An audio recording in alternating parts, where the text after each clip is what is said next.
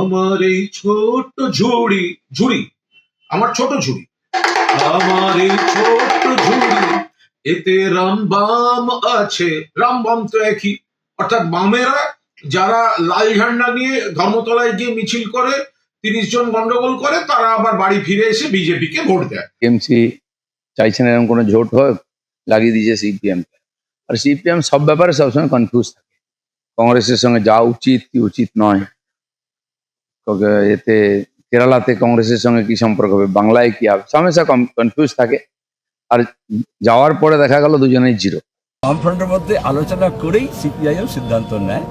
আমার এই ছোট্ট ঝুড়ি, এতে রাম আর বাম আছে, দেখে যা নিজের চোখে। কি দেখবেন?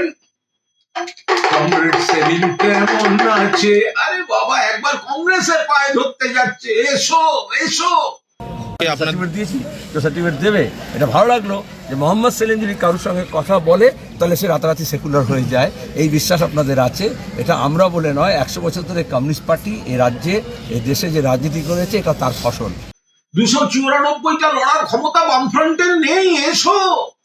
আবার কখনো চলে যাচ্ছে হুমায়ুন কবিরের কাছে। আমার এই ছোট্ট ঝুড়ি, এতে রাম আর বাম আছে, দেখে যা নিজের চোখে, সেলিম দা কেমন আছে। এ সুযোগ পাবে না আর, বলো কোন হোটেলে যাবে, পুতুল নেবে গো পুতুল। এই পুতুলের আবার সুতো, এটা আবার দিল্লিতে বাঁধা, দিল্লিতে বসে আছে সুতো হাতে, কারণ ওই সুতোর টানে এখানকার কিছু অতৃপ্ত আত্মাকে পুতুলের মতো নাচিয়ে যাচ্ছে, যাতে তারা দু একটা মানুষকে বিভ্রান্ত করে একটু ভোট কাটতে পারে। ওতে কিছু হবে না। আমাদের গান রইল, পুতুল নেবে গো পুতুল। কার সঙ্গে জোট করবে, আমি আর কি করব? সেলিম হালিম ডালিম করবে, করছে। এখন সেলিম ভাই হচ্ছে ওখানকার সেক্রেটারি, কি করবে? কে কোথায় কি বলছে আমাদেরকে তার মধ্যে টেনেন না রে ভাই। কে কোথায় কি বলছে আমাদের তার মধ্যে টেনেন না। আপনাদের মিডিয়ার প্রচারের জন্য আমাদের কেন ব্যবহার করছেন? বিয়েতে কোন হোটেলে কোথায় কি সব চলে যাচ্ছেন, এবার আমাদের তা নিয়ে সব বৈঠক টৈঠক নিয়ে তৃণমূল কংগ্রেসের কোনো মাথা ব্যথা নেই। আমরা উন্নয়ন, সম্প্রীতি, সংগতি এই দিয়ে মমতা বন্দ্যোপাধ্যায়ের নেতৃত্বে বিরাট ভাবে জিতে আসবো।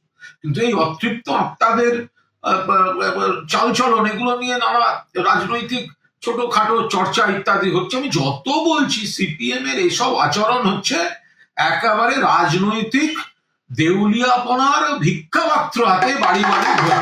তো তাতেও সবাই সন্তুষ্ট হচ্ছে না। আমরা গোটা বাংলার মানুষকে একটা করতে চাই, তুমি সংখ্যালঘু সংখ্যাগুরু আর বলছো না।